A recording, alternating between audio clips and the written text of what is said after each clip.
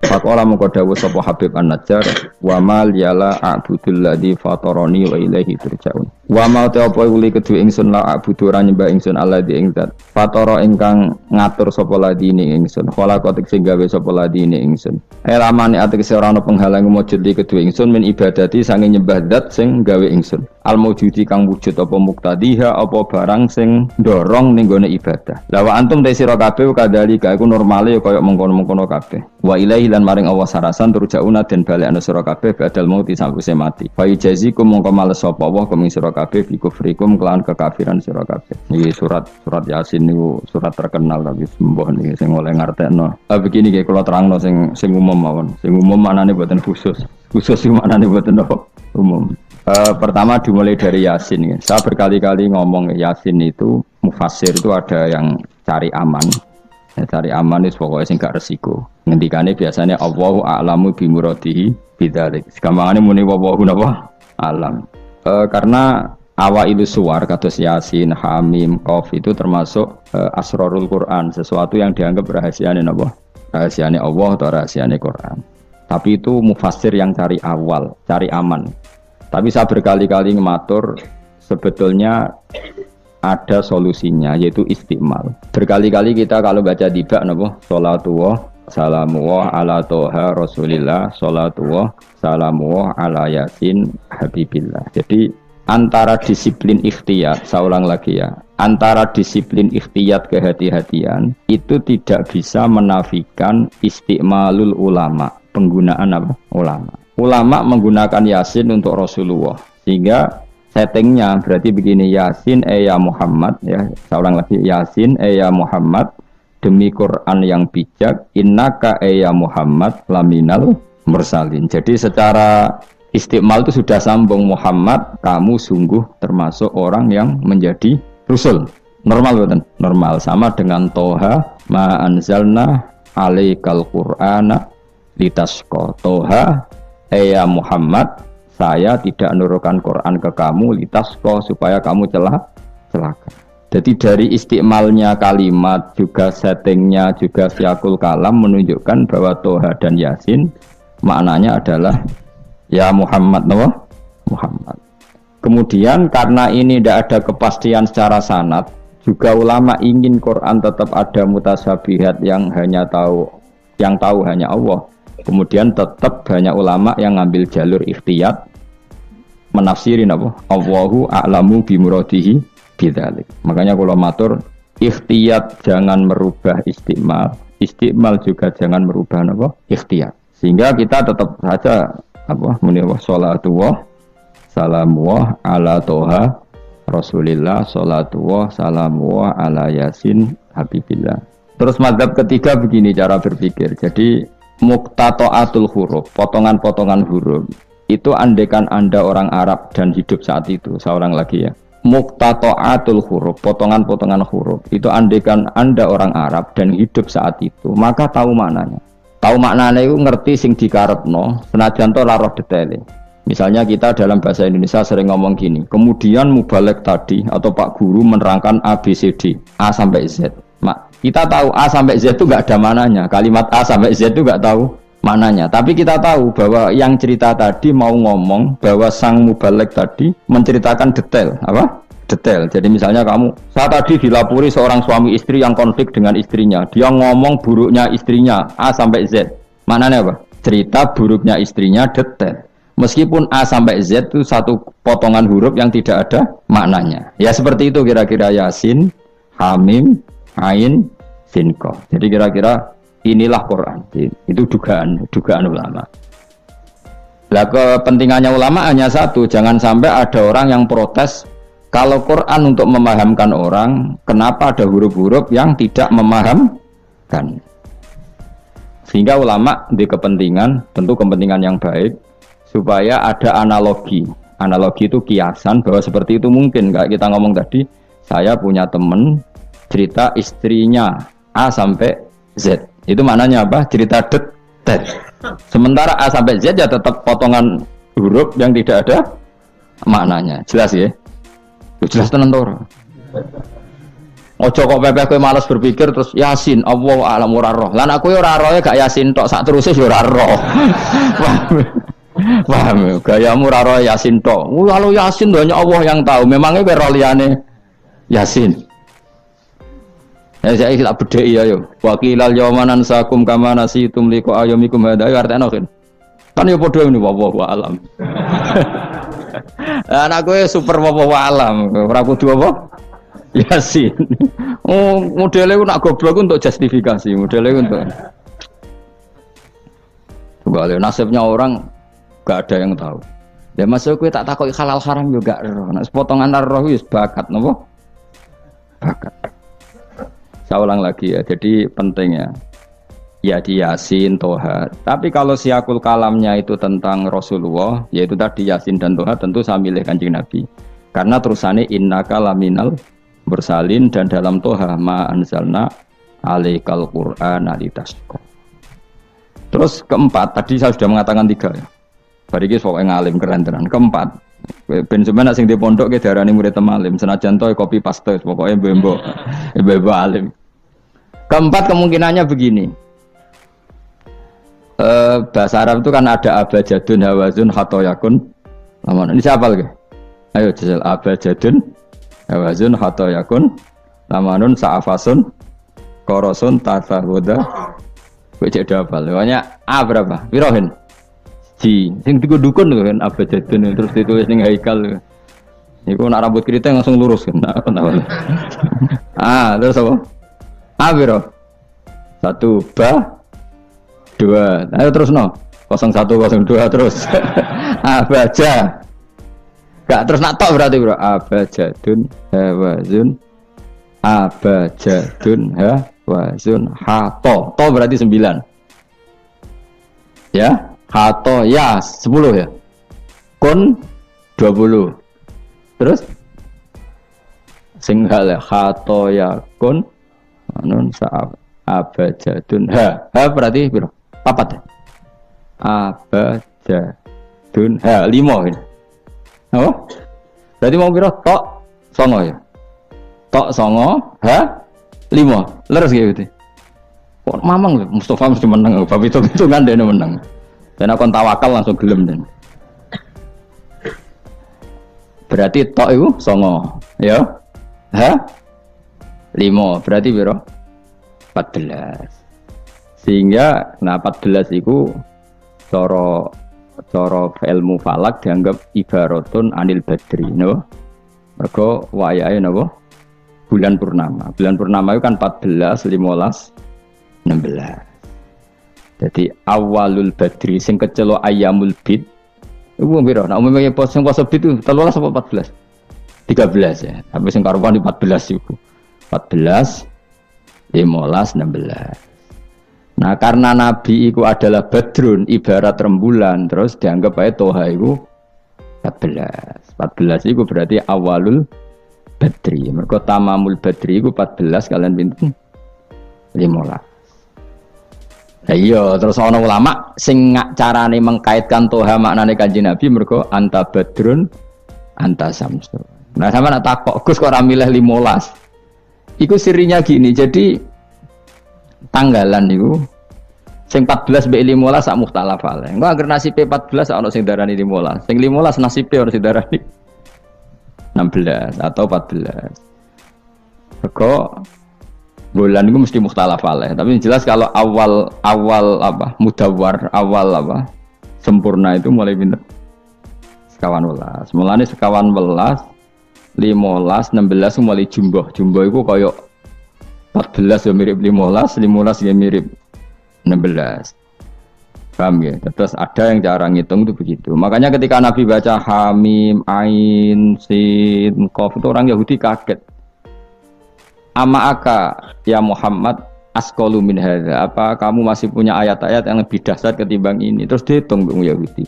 Hak berapa, mem berapa? Hadihi umur umatika, ini hitungan nanti umur umat kamu sekian, umur dunia kada sekian. Jadi makanya selalu ada yang berani menafsirkan apa awailus surah. Tapi itu kaul-kaul yang tentu tidak pakem. Nah, yang pakem mesti bener ya wallahu alam ngono. Lah kowe iku makome milih sing paling mesti bener. Dadi makomem dhuwur, paling bener ya paling goblok mau. Dadi wong paling bener. Mergo nyatane ora Yasin ya kowe ya wawahu. Alah, gayamu koyo ora roh Yasine tok. Liyane Yasin ya ora roh. Nah, dadi kowe tak takoki piye cung artine Yasin bahwa alam Gus. Bareng tak takoki awalam ya alladzina kafaru annas samawati wal ardu kanata ratqan fafatahnu majabe ya. Wallahu a'lam. Jadi kowe super wallahu a'lam. Mulane apa swayang mbek kowe. Saking sayange goblok diterusno mergo wis sayang pangeran. Dadi ora perlu pinter. Mergo nak pinter malah menurut akal saya. Iku mari sombong. Atau digoblokno terus muni wallahu a'lam. Mulane sing rido paham nggih. Timbang pinterku mau luhur atau goblok sopan. Sombong dosa, sopan iku apik. Berarti goblok apik. Lah aku bilang sampean orangnya yakin ya. Jadi aku yakin ngarepe pangeran. Muga aku pengagum pangeran. Pangeran nggih barang goblok kok ana gunane. Mulane kula dadi wong pinter tapi sering istighfar. Tenan lho kan. Aku alim lah aku sering istighfar. Mergo kadang-kadang iku mulane kula nu termasuk wong alim sing jarang terima fasilitas. Mergo aku izin ketemu pangeran. Ya jale misale Rugen mondok. Misale kan mondok, meskipun ora terjadi. Rugen mondok 16 tahun hafal Quran luanya. Terus juara nasional. Juara tahfidz nasional Rugen. Keriting gendut umur umur 16 cek imut-imut cek. Engko ujung-ujungnya apa? Rungokno. Untuk hadiah umroh terus uang 50 juta. Oke itu baik ya, dari segi syiar itu baik, tapi tetap statusnya mendapat. Ya statusnya sehingga bisa saja kita dimintai tanggung jawab Allah. Ke hafal Quran tak paringi gampang kok untuk umroh, untuk duit. Apa yang kamu lakukan untuk Quran? Ternyata dia ngapalkan untuk lomba. Semuanya untuk lomba dan untuk mendapat. Ketika kancamu sing goblok, Quran rapal, kitab ora alim, terus urip ning Gunung Kidul, mung berhubung melarat kan urip ning Gunung Kidul. Berhubung ora juara nasional yo ning Langgar Penceng. Tapi akhirnya mulang Quran dah cili-cili. Sono bocah iso maca Quran ya sebab ndekne, ada pengajian Quran sebab ndekne karena dia ada juara nasional. Sing iki goblok memberi. Napa? Sing iki pinter mendapat atau menerima. Sing paling tak wedeni dadi wong alim iki. Banyak teman kita yang ndak alim urip ning pedalaman, akhirnya gawe masjid, gawe madrasah. Kita sing kecelok alim pinter pidato diundang untuk sangu duit kas masjid. Lho kowe ora usah guyu, kowe ora usah malah ngenyek dosa kowe malah ngenyek. Artinya aku malah jangan-jangan goblok kamu jarak ngono. Karena ingin memberi, tidak ingin menerima. Mulane aku tetap hormat kowe. Hormat banget, hormat banget. Maka hidup ini, makanya kula suwun, siapapun yang alim itu menjaga diri dari mendapat. Tapi Joko terus gedeng pengajian ya keliru. Uripe masjid itu nak pengajian. Tapi kiai ini kudu iki. Taruh saja misalnya dia harus tahu kalau misalnya dapat sangu 2 juta. Harus langsung dizakati. Ora usah ngenteni setahun. Karena potensinya uang ini satu, kalau ilmunya dia manfaat, mungkin seimbang ilmu manfaat untuk 2 juta. Tapi kalau ilmunya enggak manfaat, dia harus zakati. Ya zakati apa saja. Lagi masjid juga 2 juta duit cemen. Dikekno masjid sing lebih apa enggak urip atau dikekno pondok. Ya paling penting dizakati lah. Gue pribadi ya sak kadare, gue anak bojone sak kadare. Sehingga ulama dulu kalau zakat itu ada yang sampai 50%, ada yang sampai 2/3%. Makanya Saiban Ar-Ra'i ketika ditanya, zakat menurut kamu berapa?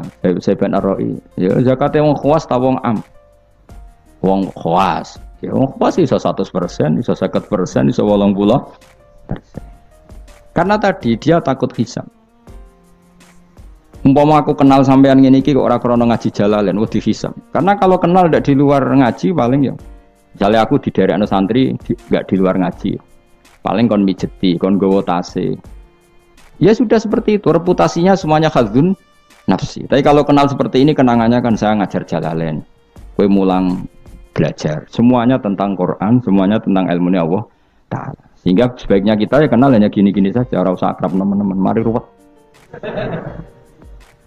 Jadi ulama dulu itu sampai seperti masyhur itu Dawi Imam Syafi'i itu sampai tak figura. Wadittu annal khalqa ta'allamu hadzal ilma wa ma nusiba ilayya syai'un minhu. Sebagian riwayat harfun minhu.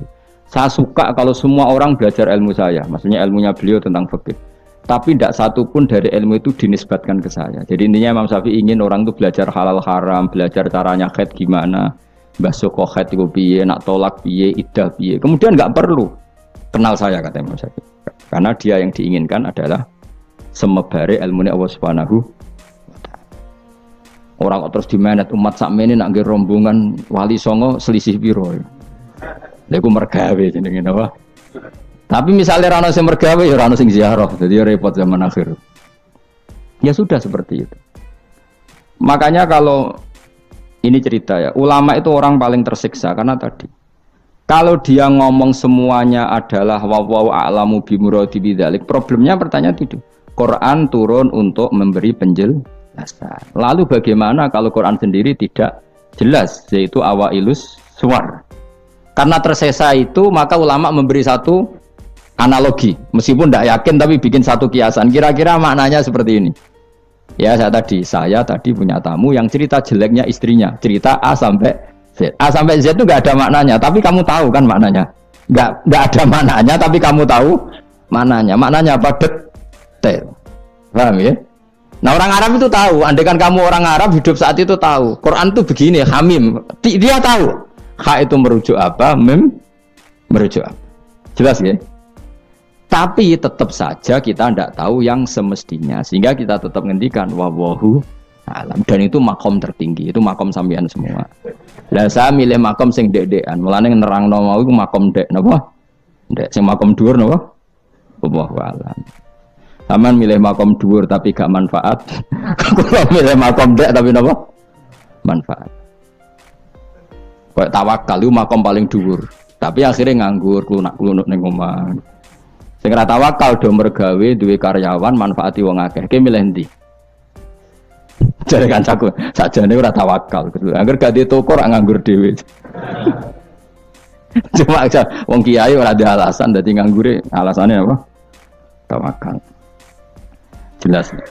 Mohon jadi jelas ya. Jadi ulama itu orang paling tersiksa dalam menganalisis seperti itu. Kalau bilang enggak memahamkan, padahal Quran sendiri motivasinya atau tujuannya memahamkan. Sementara kalau paham betul, nyatanya Quran ada ayat mutasyabihat. Ya saya setengah-tengah, ngerti polanya, tapi tidak ngerti detailnya. Apa? Ngerti polanya, tapi tidak ngerti detailnya. Yang enggak ngerti detailnya kita ngomong wallahu alam. Tapi kok ngerti polanya? Piye-piye Quran turun itu lil mubin. Lil ibanah untuk memberi penjelasan. Kan enggak kebayang kalau memberi penjelasan kemudian Quran sendiri maknanya enggak jelas. Ini setengah-tengah. Ya Quran walaqad yassarnal Qur'ana lidzikri fahal mim muddakir. Sehingga ulama mulai dulu tetap ngendikan kalau maknanya Yasin Kanjeng Nabi, mergo urutane ya urut tenan. Yasin ya Muhammad, misalnya wal Qur'anil Hakim innaka ya Muhammad laminal, kan sambung mboten? Sambung kan? Coba Yasin ganti makna ya Muhammad. Wahai Muhammad, demi Quran yang agung, kamu adalah laminal mursalin. Sambung betul.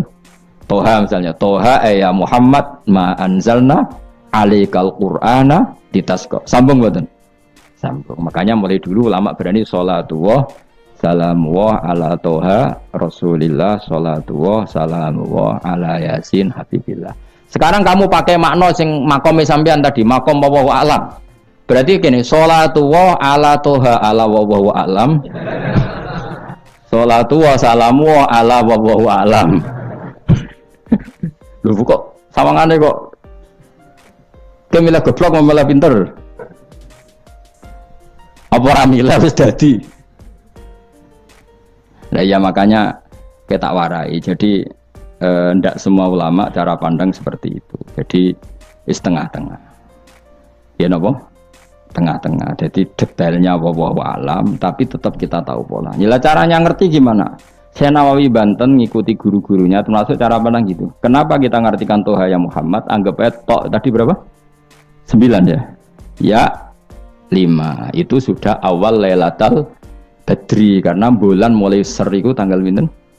14. Lah kok takok, kenapa enggak tanggal 15? Nabi dhewe iku yo ngalami dari 14 15 Sehingga ada awalun nubuwah, ada tamamun nubuwah. Sehingga kita ngambil dari 14.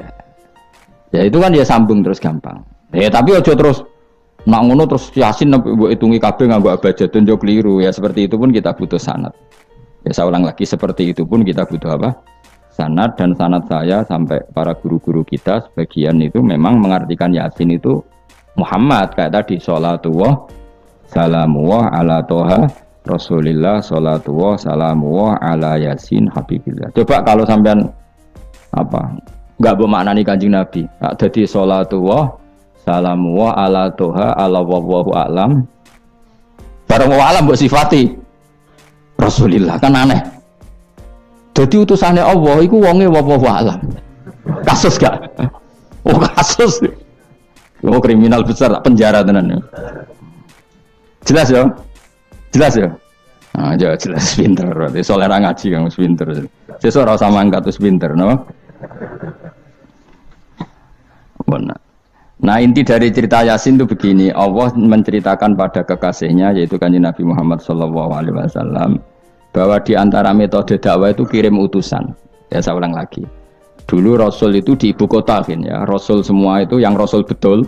Rasul itu ada dua, ada Rasul yang diutus Allah langsung yang jenenge Rasulullah, napa? Ada Rasul delegasi, kayak sini Mursalun yang di surat Yasin itu Rusulu Isa. Jadi tidak langsung dapat mandat dari Allah tapi dari Nabi Isa. Yang Isa ini namanya Rasulullah, siapa? Lah yang utusannya Isa jenenge Al-Mursalun tapi Rusulu Isa. Jadi utusannya Nabi itu menunjukkan. Ini makanya kita sering kecolongan gara-gara itu. Sekarang tuh banyak kiai sentral yang nggak punya apa ustadz ya atau kiai binaan di kampung-kampung. Makanya sekarang banyak kecolongan, banyak orang alim di daerahnya tapi dia istilahnya sekarang di Menara Gading. Tahu-tahu di kampung-kampung pedalamannya diserang aliran sing aneh-aneh. Karena ini tidak punya utusan untuk meluruskan ahli sunnah apa? Jamaah. Harusnya enggak seperti itu. Jadi ada Rasul sentral, ada yang didelegasikan ke kampung-kampung tertinggal. Anggap aja niru Nabi sinten Isa. Kayak Rasulullah juga gitu, beliau di Madinah tapi Sayyidina Ali Mu'ad disuruh ke Yaman. Kita tahu kan? Mu'ad, Abu Musa al-Asy'ari, Sayyidina Ali disuruh kemana? Yaman. Dan semuanya dapat tugas apa? Basyiru wala tunaffiru. Napa? Basyir apa? Yassiru wala tu'assiru, basyiru wala tunaffiru. Jong nak dakwah gawe gampang aja gawe angel. Saiki dakwah kan digawe angel. Apa nerangno ilmu kok ana podium regane 3 juta. Sound system entek 3 juta. Lha nerangno ilmu ora jelas manfaate kok cek akeh biayane. Aku mulang jalalane 200.000 bontek ora acara bengi iki. Kok ilmu digawe gampang, apa nerangno ilmu cek repote. Tapi ra nyindir biasa wae ora usah tersinggung. Apa nerangno ae. Lho tapi nek niati siar ki monggo, tapi aja niati ngaji ora kasil. Niati ngaji wis ngene iki, betul ngaji wis. Saya berkali-kali ngaji ya seperti ini.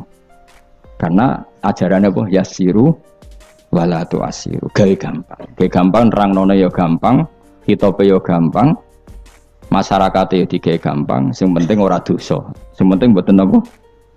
Riyen Kanjeng Nabi pengen ngaji kadang sahabat ya jek turu nang masjid. Kadang Nabi nak kesuwen mbek ngenteni ya turu. Aku pengen nyontoh Nabi selawatan kok dinyak kubu sebelah. Mana ada dalilnya kalau sebelum sholat pujian? Kok ditakoki hadisnya malah repot kabeh. Tapi nek ana wong muni Nabi kok ora dinteni sahabat ning masjid itu keliru. Dhisik sahabat do ngenteni Nabi. Tapi aku ora roh, iku pujian ta ora ya ora roh. Aku ora direkamane. Lah saiki senane takok. Ada hadisnya enggak? Padahal nek ana hadisnya ya ora iso maca. Iku tuwenang PD ta kok subhanallah zaman akhir ta apa. Yang jelas sahabat itu ngenteni. Nah gara-gara ngenteni itu keturun. Ya rai-rai ngene iki nak ngenteni kan keturun. Mulane nak ditakok, dongane iku ngaji apa? Dongane ngaji bismika Allahumma ahya bismika wa amut. Iku dongane ngaji. Ana sing protes, "Iki kok dongane tiyang turu, Pak." Ya lah ya nak ngaji iku turu. Mulane takoki dongane ngaji apa? Bismika Allahumma ahya wa bismika wa amut. Mergo agar ngaji turu. Tapi ini kisah nyata, ono wong alim mubalek ngomong ngono protes. Pak Yai, saya ini orang alim, banyak hafal hadis. Gimana? Tidur pengajian itu sunat. Wah, kaget gini, wah, wong alim tenan. Wong alim tenan, wong kanca kula kok, sing protes sing kanca kula alim. Ya tak warai dhisik, saiki pinter wis. Protes. Kenapa kok sunat? Kata Pak Kiai, pengajian itu pertamanan surga. Di mana-mana pertamanan bikin orang ngantuk. Wah, Kiai nak merapakan pengajian, datanglah ke pertamanan surga. Di mana-mana orang di pertamanan itu ngantuk. Ngantuk. Makanya anggap saja yang tidur itu ya di pertamanan surga. Tapi orang untuk ilmu jenenge turu. Jadi mulane kula nu dadi kiai wis lega atine, sing ngrungokno ya monggo, sing turu ya monggo, santai mawon. Ilmu kok cukup untuk menganalisis itu. Jadi ilmu saya cukup untuk menganalisis itu. Kalau terangno malih ya. Jadi Rasul itu semuanya di pusat kota. Makanya ada litung tiro ummal qura. Ya, semua Rasul itu di pusat kota. Ora oleh nabi kok wong desa. Tapi desa-desa ini dikirimkan santri-santrinya. Sehingga kita kenal misalnya Sunan Bonang punya utusan San Wijogo. Kalijogo dakwah daerah Sragen, Boyolali sampai Jogja menawa. Tapi aku ora roh Jogja tenan pura, tapi Karwan tok Solo 3, Boyolali, Sragen. Tapi menawa ya tok Jogja barang. Terus Mbah Sunan Bonang punya murid Mbah Soleh yang sampai Sarang misalnya. Itu mulai dulu gitu. Sehingga saya termasuk orang yang bapak saya kandung itu hidupnya itu paling 2 kilo dari makomnya banyak Sunan Ampel, Mbak Ibrahim napa? Asmara Konti. Ya Sunan Ampel itu ketua Wali Songo, itu punya bapak itu di daerahnya bapak saya. Namanya Ibrahim napa? Asmara Konti. Nah, bahasa Arabnya As-Samar Konti. Terus ini punya bapak namanya Jumadil Kubro, itu di Mojokerto. Karena logikanya tadi, ketika dari mana itu Thailand atau Cempo itu ke Thailand apa Myanmar? Apa Kamboja? Kamboja ya. Tapi sakjane rapati Kamboja, kowe kok roh nek iku Kamboja ora roh.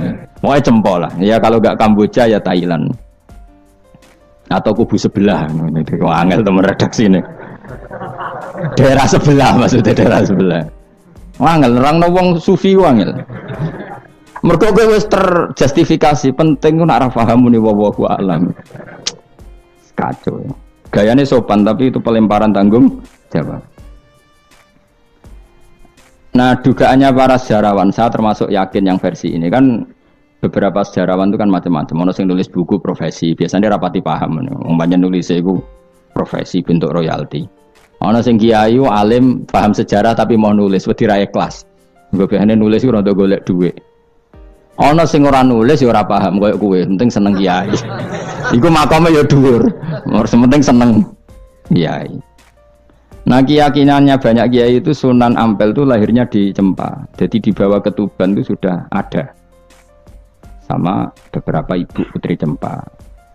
Karena Tuban itu pelabuhan, kan dulu kan nggak ada akses kecuali apa? Pelabuhan. Maka turun di Tuban, ya di desanya bapak saya. Makanya keluarga besar saya itu dulu ya masih keren lah secara silsilah. Nah, maksudnya intisab ya, entah intisab gen maupun intisab nopo belajar. Intisab ada 2, ada gen, ada apa? Belajar. Nah, sama intisab nasab maupun intisab sabab. Ini penting saya utarakan. Sehingga orang yang tidak nasab pun untuk barokah Kanjeng Nabi Muhammad sallallahu alaihi wasallam, yaitu tadi karena kullu nasabin wasababin mungqatiun yaumal qiyamah illa nasabi wasababi. Jadi wong sing wis gagal nasab ngene iki iku iso intisab Nabi lewat nasab sebab, yaitu napa warasatul ilm apa? Warasatul ilm. Jadi kowe sekali ra alim wis taqabbalallahu minamikum taqabbal ya karim. Habib ora, ye ora, Gus ora, alim ora, sapa? Muhibbin, pecinta, penggemar. Kayak slangnya, kayak ana penggemar itu. Nah karena bapaknya Ibrahim Asmara Konti itu wali-wali itu kan ya orang alim, makanya dia ke Mojokerto. Karena tradisinya wali itu ngikuti Nabi, syaratnya Nabi dakwah itu di pusat kota. Zaman itu pusat kota Nusantara kan Mojokerto, karena di situ ada apa? Majapahit. Jadi secara logika masuk akal kalau Mbah Jumadil Kubro itu makomnya di Mojokerto, karena untuk mencari pusat kota. Paham ya? Jadi ini saya setuju dengan versi itu karena coro hitungan-hitungan alim itu masuk akal. Paham napa?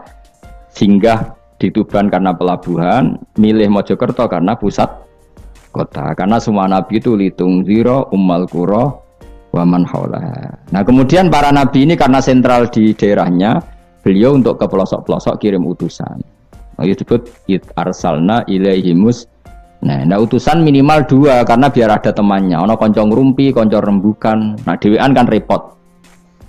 Nah, 2 ini kemudian ditambahkan 1. Fa'azzazna bisalih.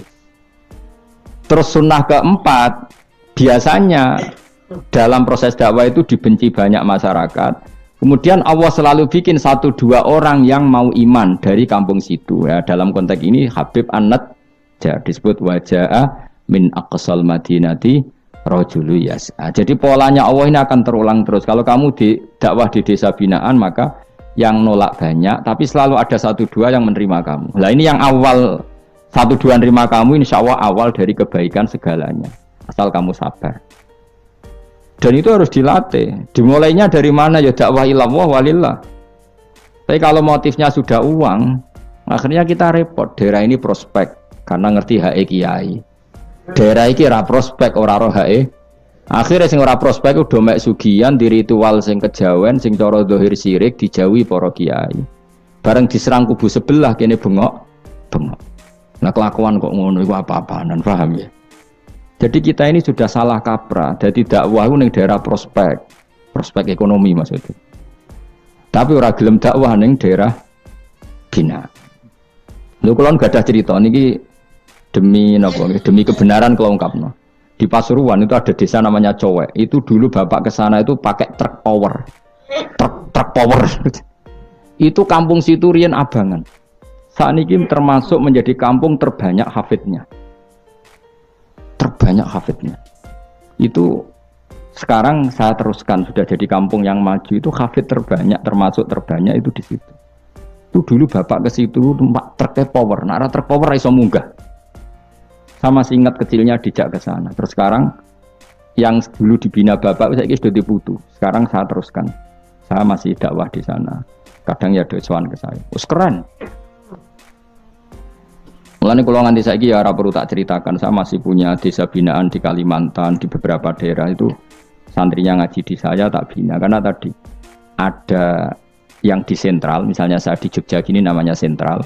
Kemudian ada yang dikirimkan ke desa-desa apa? Bina. Dan itu cukup delegasi karena kalau kiainya induk ikut nguyur ning kono engko terus kene kosong kadang tuke wayoan tok ora binaan ya ora apa-apa halal tapi kadang iku binane ra kasil tapi wayohe kasil ya wong akeh ya macam-macam kowe ora usah protes engko nang protes ustaz juga manusia jawabe ngono ustaz juga manusia. Intinya itu menjadi inspirasi Rasulullah kemudian bikin dakwah tadi. Makanya Rasulullah ketika sugeng, rungokno Nabi jelaskan pada akhirnya di mana?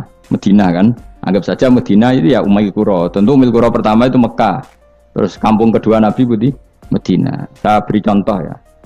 Attab bin Usaid diutus di ada yang baca Asid diutus di Mekah. Ali, Abu Musa al-Asy'ari, kemudian siapa tadi? Mu'ad. Itu diutus ke mana? Yaman. Terus beberapa sahabat diutus ke Ethiopia, ke Habasyah. Itu malah banyak sekali, termasuk Sayyidina Utsman. Banyak, paling banyak itu yang delegasi kemana? Habasyah. Tapi ada yang cerita itu pasnya enggak Ethiopia. Sekarang sudah jadi negara sendiri, Eritrea atau apa namanya. Tapi ya masih wilayah apa? Ethiopia. Sekarang ada kampung yang jan dulu sahabat di situ, namanya, kalau enggak salah Eritrea. Tapi ya daerahnya mana? Ethiopia. Terus ada beberapa sahabat yang zaman itu sudah ke Syam, Syria, ke pokoknya Syam, bisa Syria, Libanon, Yordan, Palestina. Jadi dulu Nabi itu enggak berhenti ngirimkan delegasi. Dan rumah tenan iki. Dan delegasi ini Nabi kalau ditanya, lalu bima danakdi ya Rasulullah. Lalu ketika saya ada dekat jenengan, kalau ada orang tanya hukum itu saya pakai apa?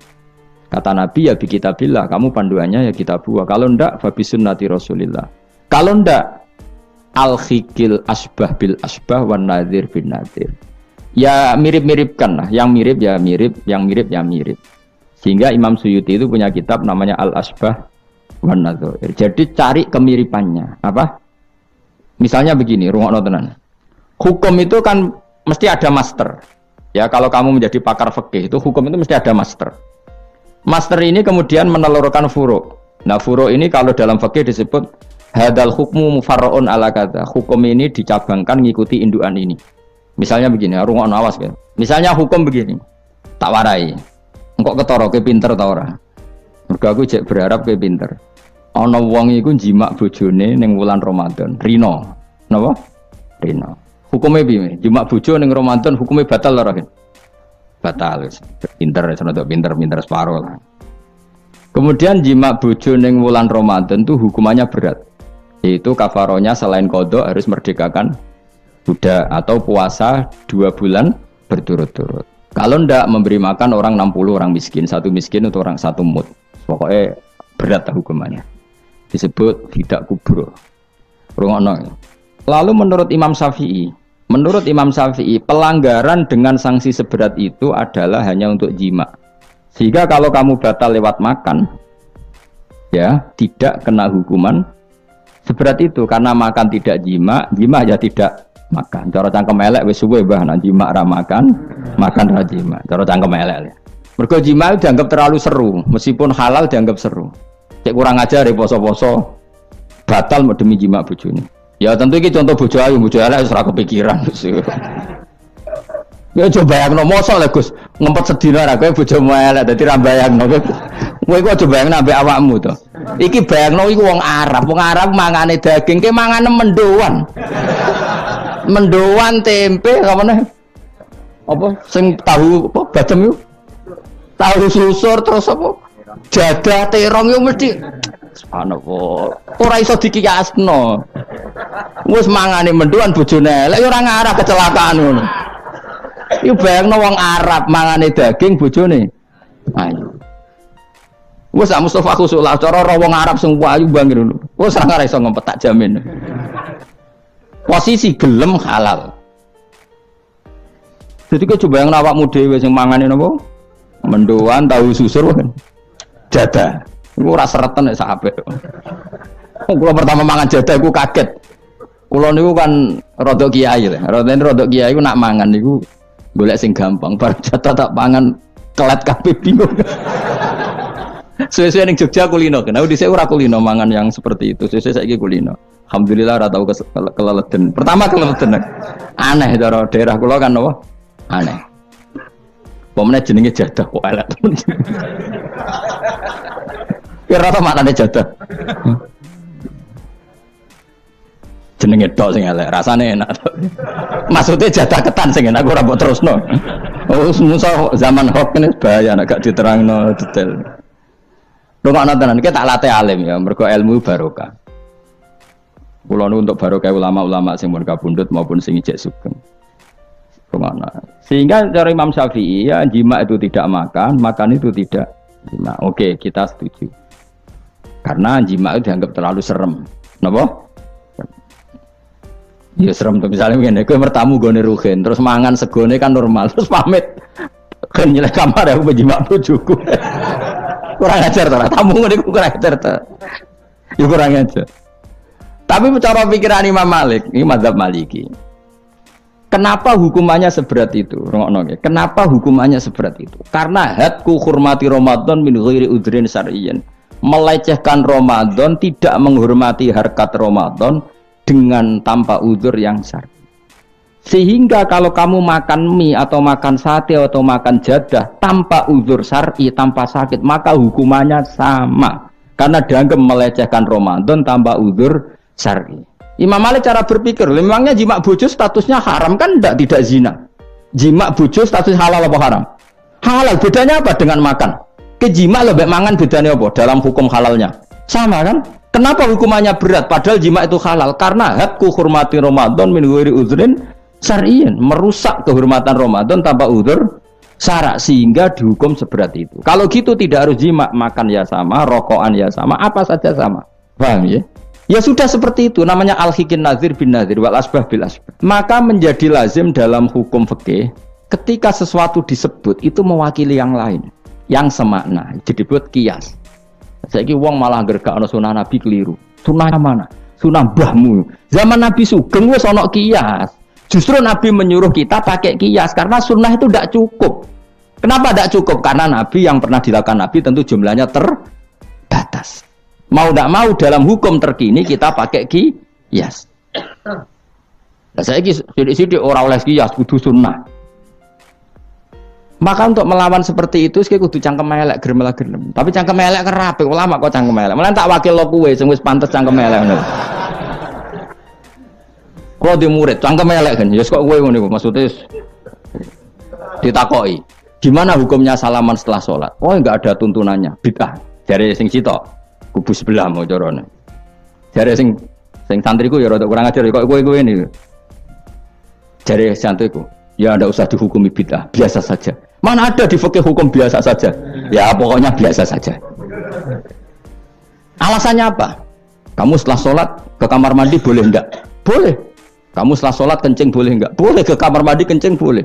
Lalu nyalakan HP boleh. Nah kenapa kalau salaman enggak boleh? Bedanya apa dengan nyalakan HP? Waduh cangkem elek. Iya cerita cangkem elek. Maksudnya itu akhirnya satu-satu yo satu-satu. Lah kula sebagai kecelok wong alim do takok aku, dua-duanya takok. Cara jenengan sepundi? Padha nganggure ya mrene ngono. Lah kok saged Gus ning dinggon argumentasi hukum kok ketemu pangeran debat, ben pangeran sing mutusno. Karena niku sepadha lucune. Padha lucune lha wong padha nganggure debat ngono lah apa. Nek kowe wong parek pangeran, bar salat ben nguyo ya nguyo, timbang nguyo ning masjid. Sing kepengin salaman nggih monggo salaman. Ora mbek wong ayu mbek Rugen Mustofa ora. Ape sahabat nang padha. Ya monggo.